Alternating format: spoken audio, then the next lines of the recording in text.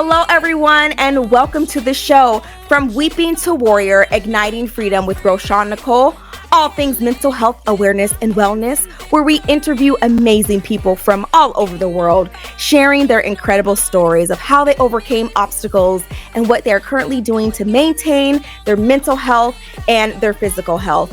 If you know my story, back in 2021, I was in treatment for 2 months.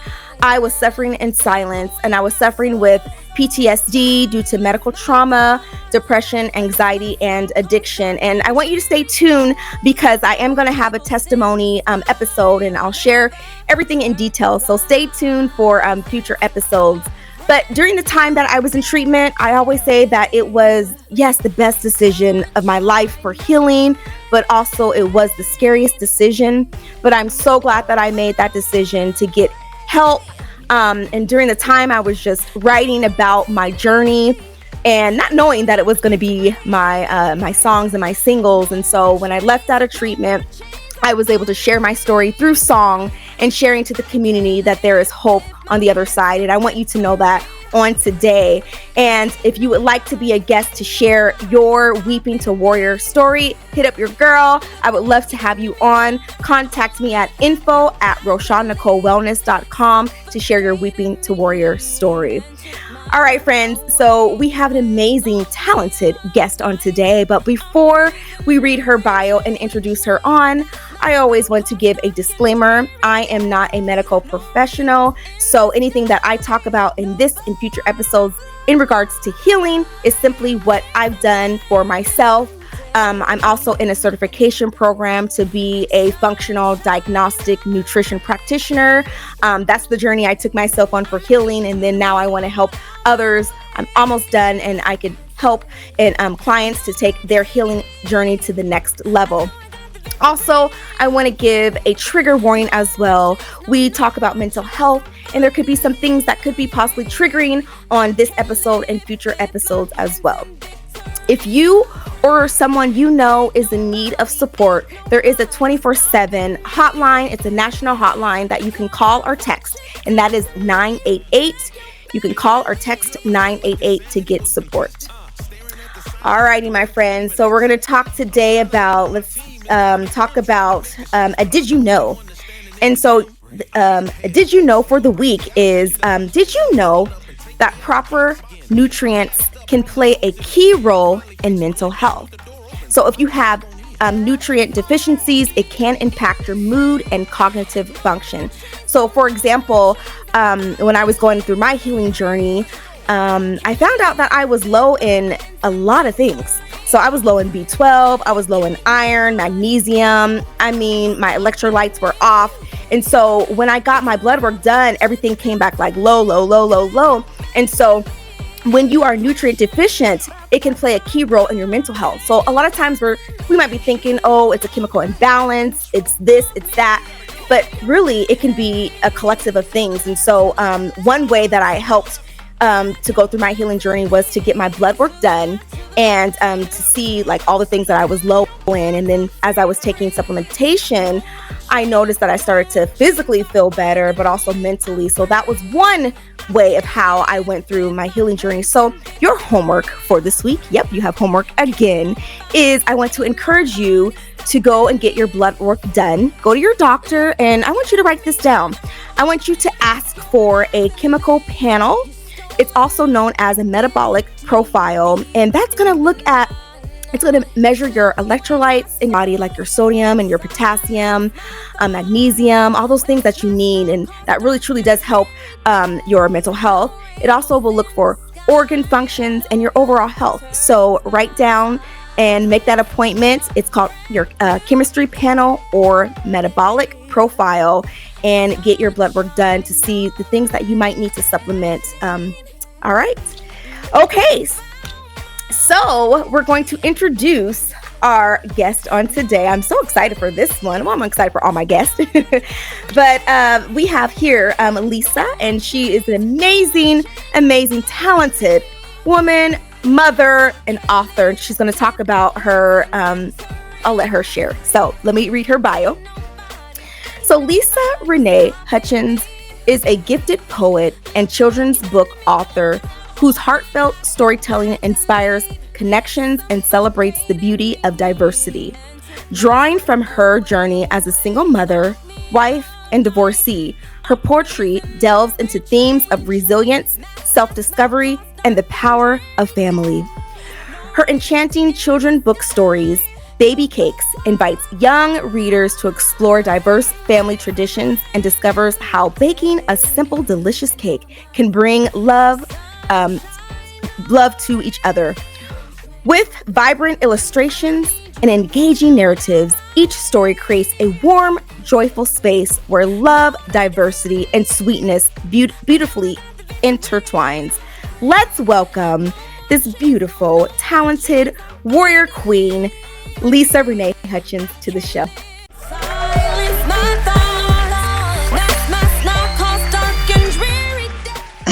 Hi, everybody. Thanks for having me. Hi. Hello, Lisa. How are you? Hi. I'm great. Thank you for having me. Absolutely. Thanks for coming on the show today. Thank you for your yes. I'm super excited to talk about your story, talk about your books, because I know it's truly going to help so many people that's listening or watching on today. So before we get started, just tell the audience who you are, where you reside, and just a little bit about yourself. Okay. Well, my name is Lisa Renee Hutchins. I live in Washington State. I live in Puyallup. I went to UW Seattle and double majored in communications and sociology. At the time, my son, when I graduated, he was 4 months. So that was pretty challenging. And then I've continued my career in project management. And now I help families plan ahead for their final arrangements. I work at a funeral home, which I never thought I would. But it's actually been a huge benefit. I pre-plan. I've had my kids pick out their plans.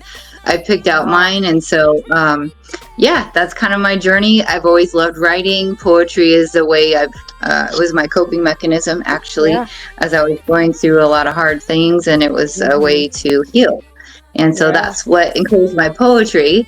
And then the children's books I've wanted to do my whole life. I just didn't have the right people connected with. And so I finally got connected with them, and there you are.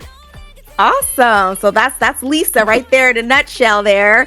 And Lisa, I'm so excited, as an educator, I love the children's books. So I can't wait to talk about that. But before we talk about the children's books, I want you to talk to the audience, tell them your Weeping to Warrior story, a time, in your life that you were dealing with challenges. Yeah, absolutely. So, of course, anyone that's been a single parent understands that that's a challenge in itself. Yeah. So, there was one time when I left my first ex-husband. My kids were very young, and I had lost my job. I was on unemployment, and I was going to food banks to get food for my kids, and I really didn't have any support. So I was cleaning people's houses for money, like anything I could do. I was doing it for my kids. And I had friends that would donate clothes to me for my kids. So they had clothes, which I appreciated. This lady at work always had a lot of clothes. And so Summer had the best time looking through the clothes. And sometimes those are really humbling experiences, right? Especially when I was coming from a job that I was doing very well. And now I'm not, right? And so I'm going to the food bank. And at the time I had a nice car, I had a BMW, but the heater didn't work. So when I went to the food bank, people were yelling at me because I was at the food bank. But I'm like, my heater doesn't even work in my car. So you can't judge a book by its cover because you never know what families are going through, right? And there was a time where I needed furniture for Jordan and I didn't have any. And this lady put her furniture for her son by the garbage can. And I was really embarrassed to go out there and get it, but it was free. Wow. And I'm like, okay, I'm going to go get that. And I did. And I was so embarrassed because I didn't want her to see me. And when I went out there, she's like, I have a bed and all these other things. And I actually write a poem about it in one of my books. And it's called, what is it called? I wrote it down here. It's called Helping the Silent Soldier. So basically I was, you operate in silence when, you're struggling because that's just kind of what we were taught.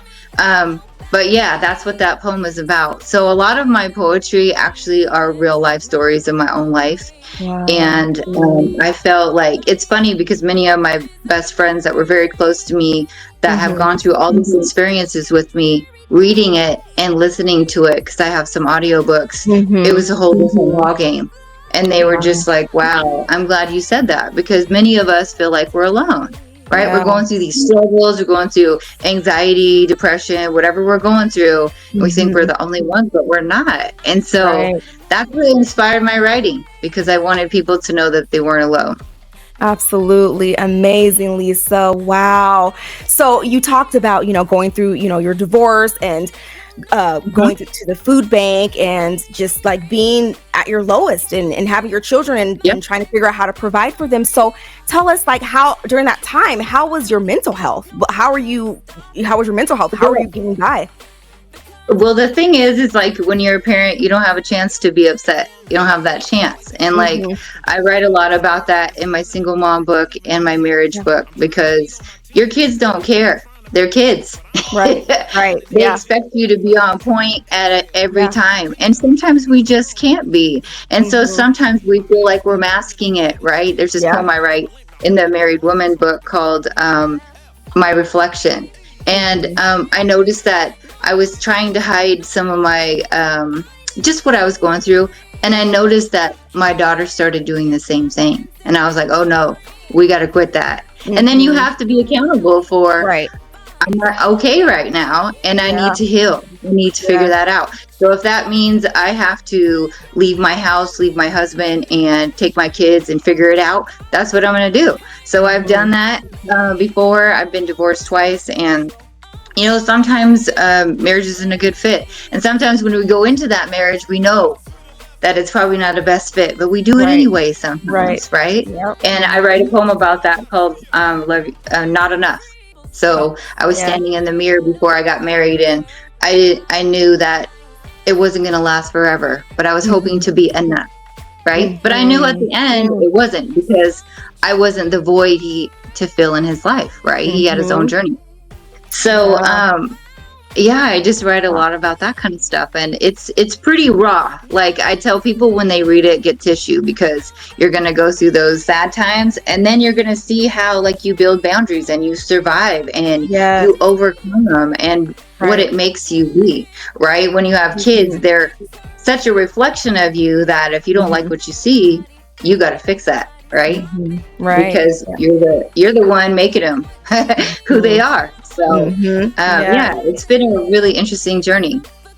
So, wow, Lisa. So I'm curious, because I want to know, when we have the Weeping to Warrior story, we're at the bottom, we're just trying to figure out life, we're trying to overcome all these things. And so, you being an author of like so many books, I want to know, how did you get there? So like you talked about your weeping, how did you get to your warrior moment? Was your writing a way of you coping? Was it a way of you sharing your own story? So tell us about that. Yeah. Tell us about that. Yeah. So, actually, when I was going through these different things, like struggling being a single mom or having a hard marriage and stuff like that, writing was a way for me to let those feelings out, because we keep feelings inside and then it festers, and then that's how we become depressed, or we think nobody's watching, but everyone sees it. We just think that they can't, right? So I just started writing poems to kind of let those feelings out and release it, because once you say it, you have to act on it, and it's true. Right. So we keep things inside because then, it's not real. But as soon as you write it, it becomes real, and you have to deal with it. So that was my way of learning how to deal through my struggles of, hard marriages and divorce, and surviving being a single parent and having no one to turn to. Right. So that writing was my go-to. If I was upset or I was mad or anything I was feeling, I just sit down and start typing. And some of the best poems that you write come to you in the middle of the night. So you'll wake up, and it's like music. If you don't write it down, as soon as you hear it, it's gone. It's never going to be the same. And it could have been like the best song in the world, or the best poem. But if you don't write it down, you lose it. So there's plenty of times I would get up in the middle of the night, and I feel like writing in the dark and candlelight was my best times, because it's quiet, there's nobody around, and you're kind of in like your quiet mode, you know? Yes. So, yes. Wow. yeah, and the more I started writing, the more topics I started writing about. So, like me and my daughter have a book. Well, we know each other from church about 26 years ago. Right. Even though you don't look that old. Don't tell her. Don't tell our age, Lisa. Nope. That's it. We keep that a secret. Hey, if you don't look your age, it doesn't even matter. So, right.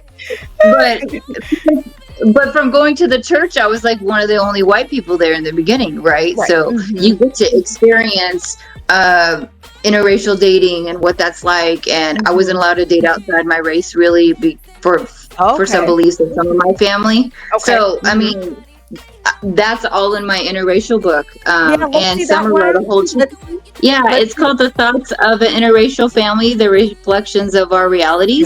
And me and Summer wrote it together. So me and Summer on the back. Okay. Yeah, and so we wrote a whole she wrote a whole chapter, and then we wrote some stuff together. And actually the audiobook for this comes out in April. Okay. So I recorded it in the studio. We put music to each poem, and I've been putting it on my social media until I've created some videos with the audio clips so people can hear it. Love it. Yes.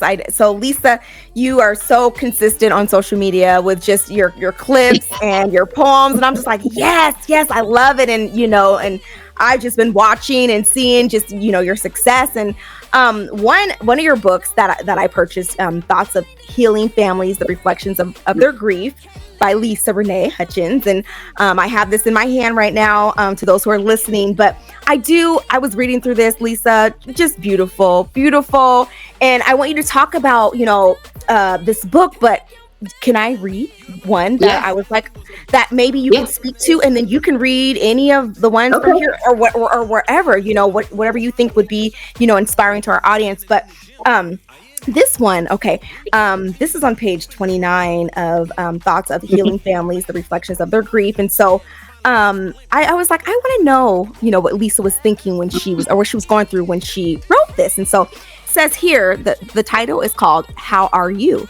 So it says, how are you? A question asked out of care in the midst of uncertainty, awaiting a response, not reflecting one's true state, just the band-aid needed to hold us all together, creating an environment fragile to the touch, breaking at the sound of our tears. So can you share with us about that one?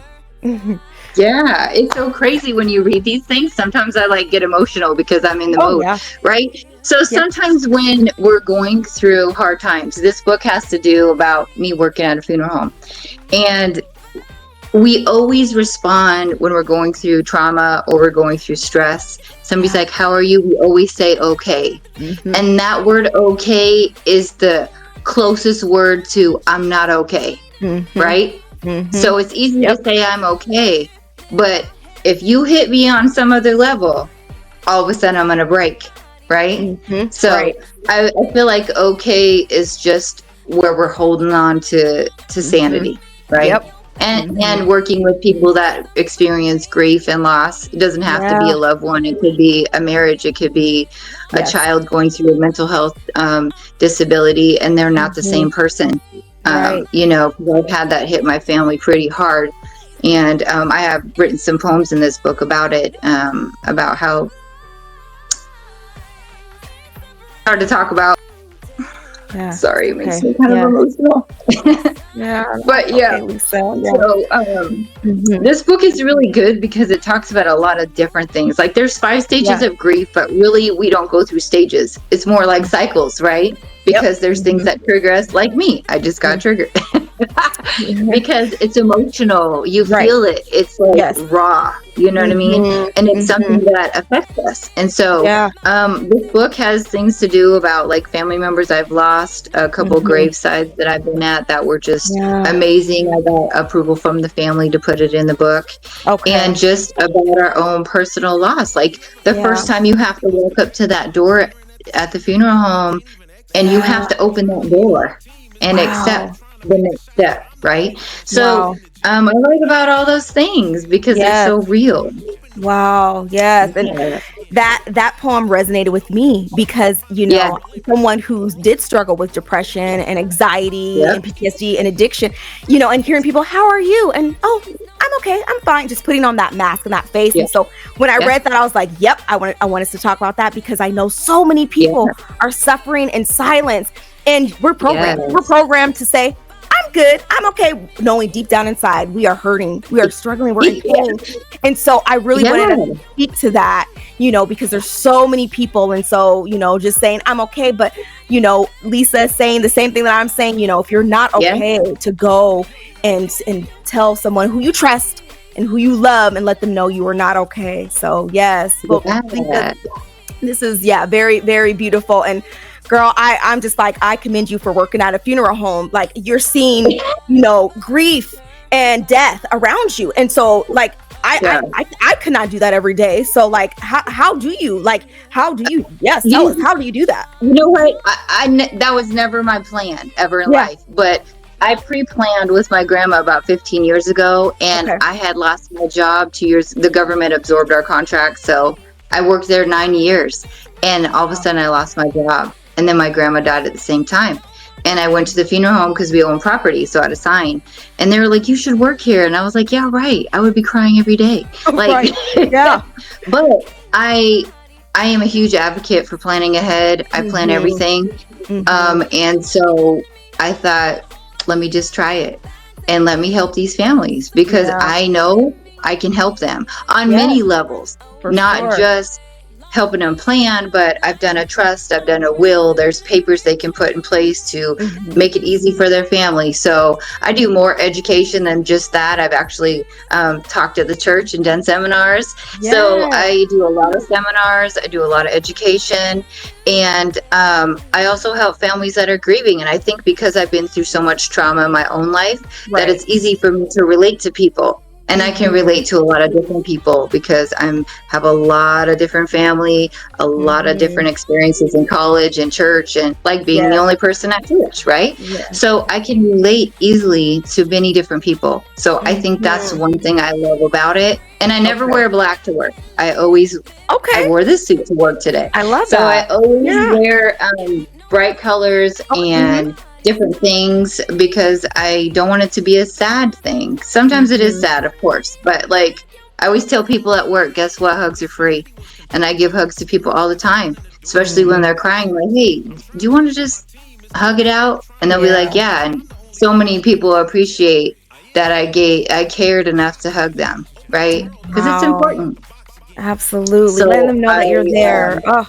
That's beautiful. Yeah. Yes. Wow. Sometimes it gets to you, sometimes it does. I don't do the services. I'm not a funeral director, so I don't do that side.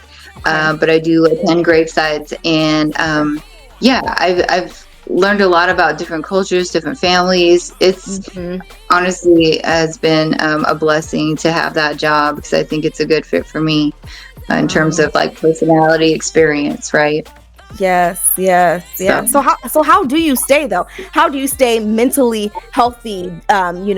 Being an author, a mom, working at a funeral home. Like, what do you do to stay healthy? Well, it's like I go from one job to the next, right? I go to work. I work a lot of hours, and then I come home and I'm just on the computer trying to make videos, do the audiobooks. Like tomorrow I have an audiobook session recording some stuff for my next audiobook. So it's like I'm always doing projects. I am part of this group called Authors in Grocery Stores. So I'm going to start being in Fred Meyer's and doing book signings and stuff. And just finding other avenues to get out there with the children's books, reaching out to schools. I don't know. I don't think I sleep very much, but I feel like when I relax, I'm missing something, right? I know I could do more. So it just keeps me motivated. Yeah, people always ask me, like, how the heck do you do all that stuff? And I'm like, I don't really know. Join us for From Weeping to Warrior, Igniting Freedom with Roshawn Nicole, a podcast where we're discussing all things mental health and wellness. Airing Fridays, 6 p.m. Pacific Standard Time on Oklahoma Victorious Worship Radio, and on Mondays at 6 p.m. Pacific Standard Time on PGN TV. For full details on air dates, networks, and how to be a guest on the show, email us at info@RoshawnNicoleWellness.com or visit RoshawnNicole.com.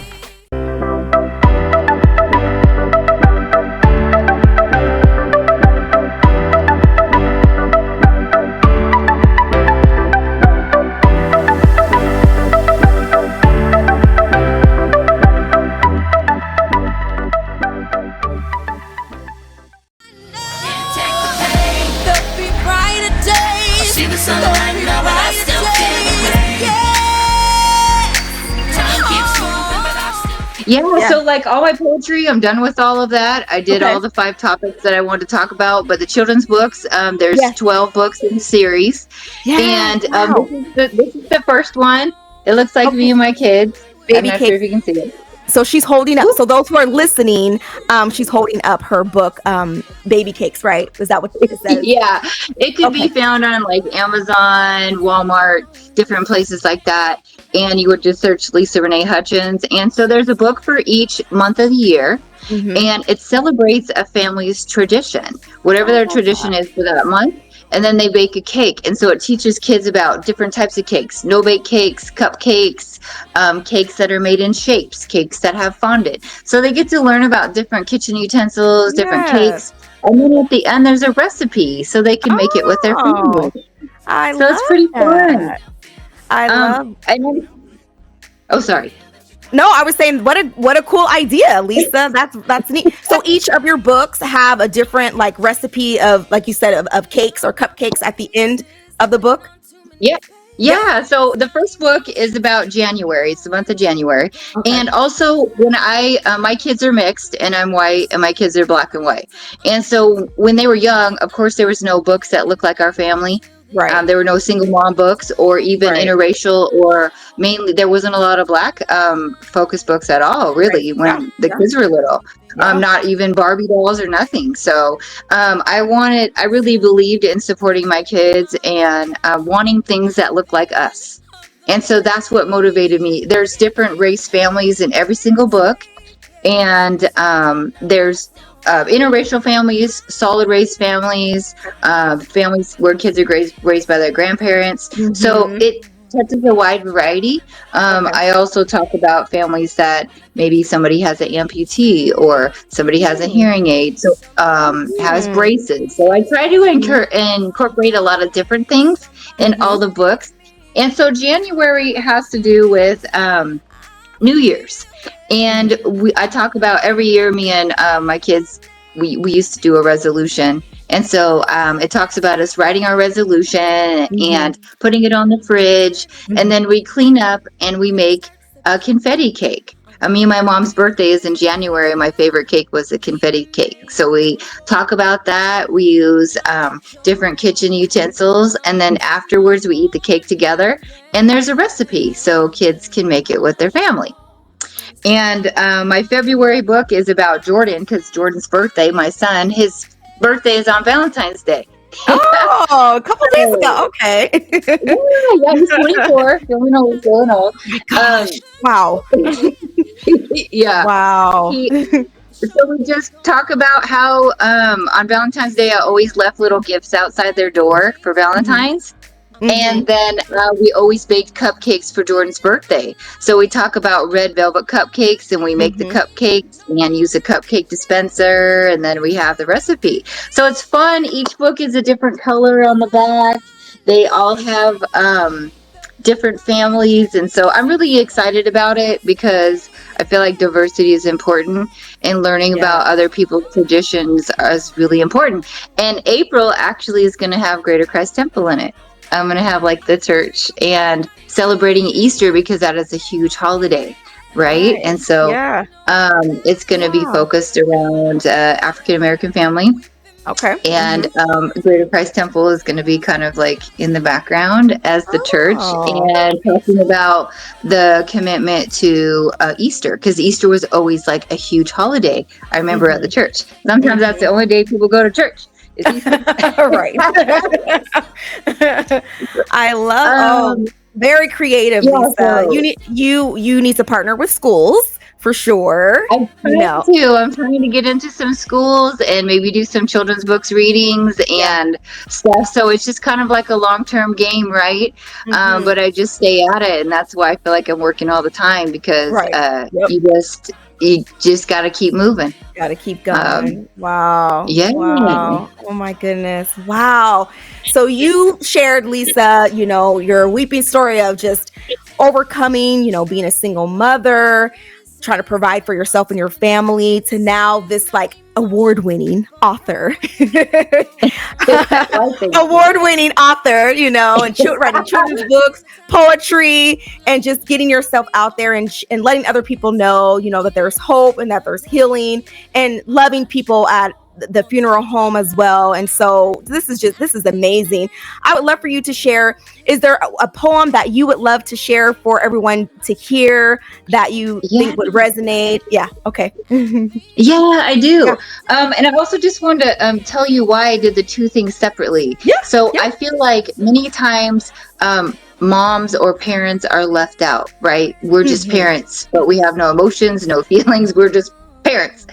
And I wrote the poetry for the parents, and I wrote the children's books for the kids, so they have something to do together. And there's something for moms, sometimes we need a hug, and I feel like that's what my poetry was. So the poem I'm gonna read, it's called Scars of a Survivor, and this is actually from my single mother book. Okay. The scars are everywhere, some are visible, causing others to question, seeing our traumas, consequences every day. Others are hidden under our clothes, callous and healed on the surface, but sensitive to the world around us. Then there are the wounds within, invisible to others and sometimes ourselves, still bleeding at the slightest triggers. Despite all these scars, a survivor finds a way to heal all these wounds, not to be defined by the damage, but to be an advocate for helping others overcome. Yes, beautiful. Absolutely. It's invisible. Sometimes you can't see your pain, right? Yeah. Yeah. Right. Yeah. Because we think nobody sees. And so we're like, I'm okay. That's a famous word. Are you okay? And we're like, I'm okay because I haven't said I'm not, and I haven't found that I need to heal.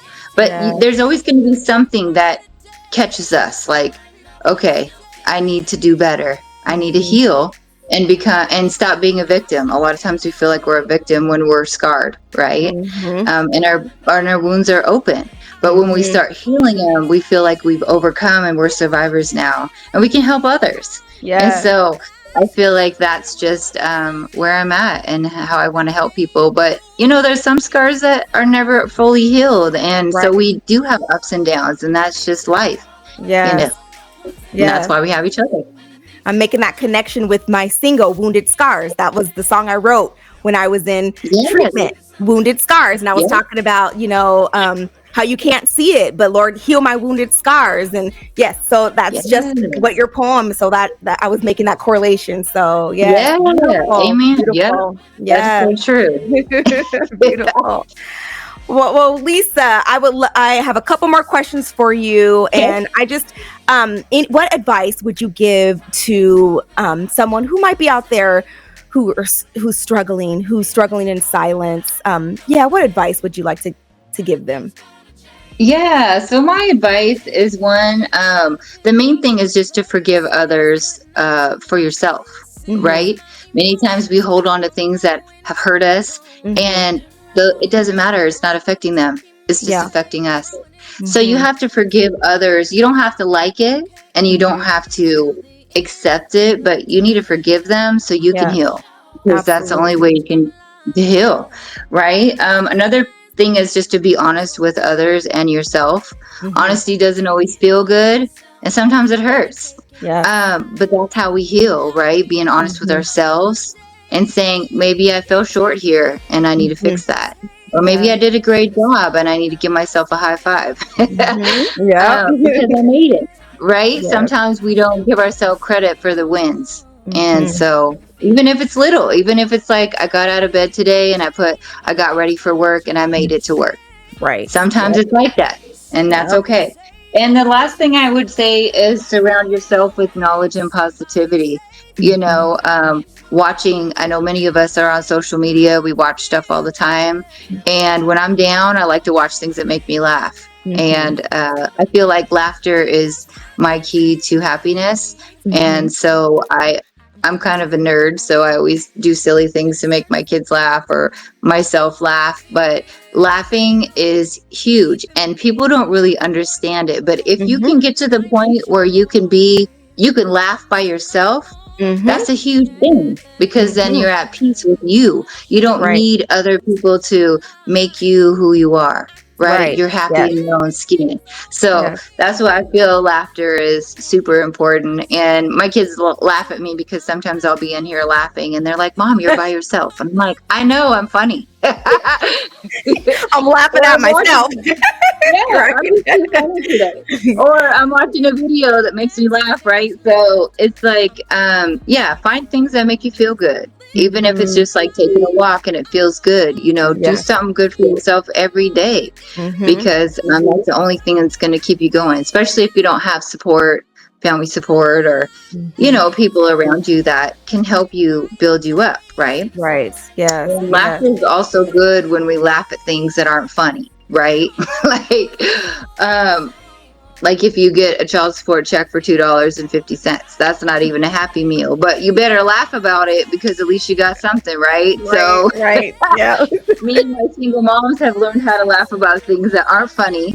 But you know what? It builds character. Or laughing about how, I got the furniture out the trash can. Like, that's horrible. But you know what? I washed it and it worked. And I was able to give it to another family. You know what I mean? And you pass on your things. I think that's the biggest thing I learned too, is you receive from others when you're struggling, give back. Give back. Don't ask for money either. Just give it to them. Like, who needs clothes? Who needs a bed? I've done that plenty. And it makes you feel good to help other people, because when you're struggling and you get something as simple as some clothes for your kids, you can cry about it because you're that grateful. Like, thank you for just caring enough. Right? Yeah. So just keep that in mind. I think as we become successful over time, don't forget about people that were there, because they're always going to be there. Right? Don't forget about, people that have been there for you. Yes. Yeah. Beautiful, beautiful words. And laughing releases those endorphins, those happy hormones. So, yes. Right. The scientific behind it. So, yes. Love it. Well, where can we find out more about you, to purchase your books, to know more about Lisa? Okay. Well, I'm on TikTok, Facebook, Instagram. I have a website. So if you go Lisa Renee Hutchins, it's LISA RENEE and then HUTCHINS.com. That's my website. And you can find all my poetry books on there, some of my videos, and my children's book series. So as I start publishing more children's books and my audio books, I'm going to add all that stuff to my website. I do have a TikTok and stuff like that. So my name's the same on every site. Lisa Renee Hutchins or author Lisa Renee. So okay. And what's next for you? Any events coming up? What's next? Yeah. So what's next is I'm going to be there's a program called Authors in Grocery Stores. So I'm going to be in Fred Meyer's on March 9th and the 23rd. They're both Sundays. And it's in Puyallup on, let me double check the address here. Oops, I'm sorry. I can put it in a chat or give it to you guys later. Yeah, it's going to be in Puyallup on like Meridian and 176, and I'll be probably in the produce section. Have some books out there, do some signings, adding people to my email list. So when I have new products coming out, my audio book for my interracial family book is coming out in April, and then my children's books, I'm going to have 3 books coming out next year. So we're working on March, April, and May right now. Awesome. Yeah. Staying booked and busy. All right, Lisa. Love it. Booked and busy. Booked and busy. Yes. Love it. Well, Lisa, any last words that you would like to say? I'm just super excited for you and just your journey. You have definitely, you have shown, you're weeping to warrior. You are a warrior queen, girl. And so you have overcame so much, and just pouring out your heart and your soul into your writing and letting the world know that, it's okay not to be okay, but don't stay there, because there's hope. And so I'm just so grateful for your journey. And any last words you would like to say? Well, I just wanted to say thank you for having me on the show. Thank you for letting me share my story. And if there is anyone that has any questions or want to reach out, feel free. I'm very friendly and open to helping people. I'm a huge resource for lots of different things. So just stay positive and go after your goals. You know what I mean? I never thought I'd be able to do all these things that I wanted to do, and I just did it. And it's okay to fail. That's how you learn. If you don't ever fail, you're never going to try new things. So just keep positive and, pray for yourself and pray for your family, because it's important. Yes, absolutely. Love it. Beautiful words, Lisa. I just want to say thank you for coming on. Thank you for your yes today. Thank you for all the amazing things that you're doing in your vulnerability. And it's not easy to share your story, but I'm so happy and excited for you. Keep on writing, and I wrote down the dates, but I'll get more information from you offline and go from there. So, but thank you for coming on today. All right, friends, that was my friend Lisa Renee Hutchins. She shared her story. She shared her beautiful writing. So go check her out.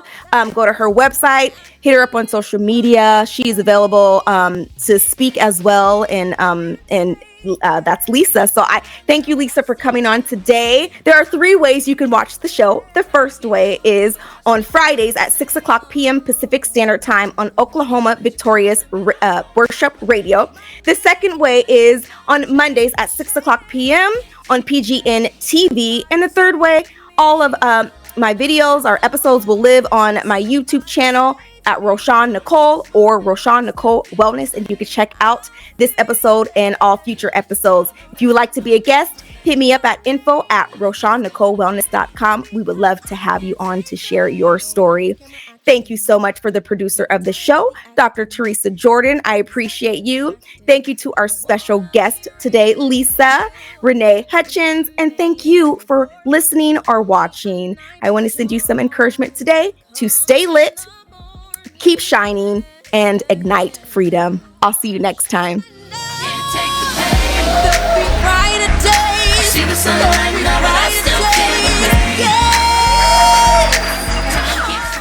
Thank you for tuning in to From Weeping to Warrior, Igniting Freedom with Roshawn Nicole. To be a guest on the show, please contact us at info@RoshawnNicoleWellness.com. We would love to connect with you, so please take a moment to like, subscribe, and follow us on all social media platforms. We look forward to having you join us next time for Weeping to Warrior, Igniting Freedom with Roshawn Nicole.